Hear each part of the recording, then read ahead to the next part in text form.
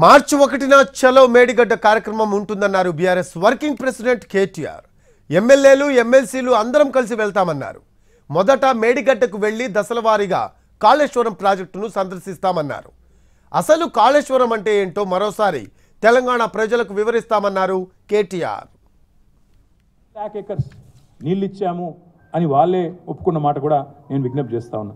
ఈ చలో మేడిగడ్డ అనే ప్రోగ్రాం ఏదైతే మేము తీసుకున్నామో మన మార్చి 1 నాడు ఉదయం 8:30కు మా పార్టీకి సంబంధించిన శాసనసభ్యులు, అదేవిధంగా శాసన మండలి సభ్యులు, గౌరవనీయులైన పార్లమెంట్ సభ్యులు, మాజీ శాసనసభ్యులు, మాజీ ఎంపీలు, మాజీ ఎమ్మెల్సీలు, ఇంకా ఇతర ముఖ్యులు దాదాపు ఒక 150 నుంచి 200 మందిమి ఇక్కడ నుంచి బయలుదేరిపోతాం. తెలంగాణ భవన్ నుంచి బయలుదేరి ఒక్క మేడిగడ్డ మాత్రమే కాదు, మొదటి రోజు మేడిగడ్డ పోతాం.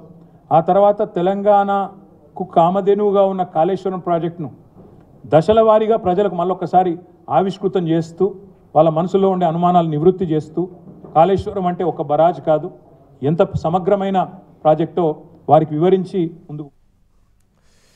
రేవంత్ రెడ్డి మాటలు చూస్తూ ఉంటే అనుమానం కలుగుతోందన్నారు కేటీఆర్. 3 ప్రాజెక్టులు కొట్టుకుపోవాలనే కుట్ర చేస్తున్నారనిపిస్తోందన్నారు. కేసీఆర్ను బద్నాం చేయాలనే మరమ్మతులు చేయడం లేదన్నారు. మేడిగడ్డను నీళ్ల పాలు చేయాలని చూస్తున్నారనిపిస్తోందని ఆరోపించారు కేటీఆర్. ఉమ్మడి రాష్ట్రంలో నేను ఇంకొక మాట కూడా చెప్తున్నా, సన్నాయి నొక్కులు నొక్కుతాడు రేవంత్ రెడ్డి, ఉత్తమ్ కుమార్ రెడ్డి.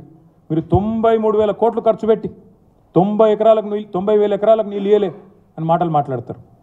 వారికి నేను గుర్తు చేస్తా ఉన్నా, ఎస్ఆర్ఎస్పి కట్టిన తర్వాత 11 ఏళ్లకు, ఎస్ఆర్ఎస్పి కట్టిన 11 ఏళ్లకు 25,000 ఎకరాలకు నీళ్ళు ఇచ్చింది కాంగ్రెస్.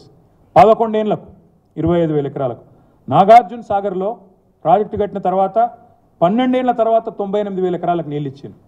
ఎస్ఆర్ఎస్పిలోనే మళ్ళీ చెప్తా, ఎస్ఆర్ఎస్పిలో 11 ఏళ్ల తర్వాత 25,000 ఎకరాలకు నీళ్ళు వస్తే, నాగార్జున సాగర్లో 12 ఏళ్ల తర్వాత 98,000 ఎకరాలకు నీళ్ళు వస్తే, కల్వకుర్తి ప్రాజెక్టులో అయితే 30 ఏళ్ల తర్వాత 13,000 ఎకరాలకు నీళ్ళు వచ్చినాయి.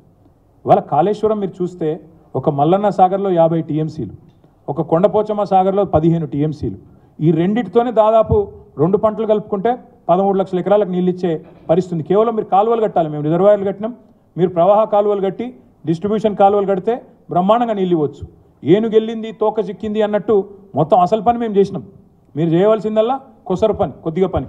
దాన్ని చేయకుండా బదనాం చేసే ప్రయత్నం ఏదైతే చేస్తున్నారో మరి వారిని నేను ఆలోచించమని కోరుతా. ఉమ్మడి రాష్ట్రంలో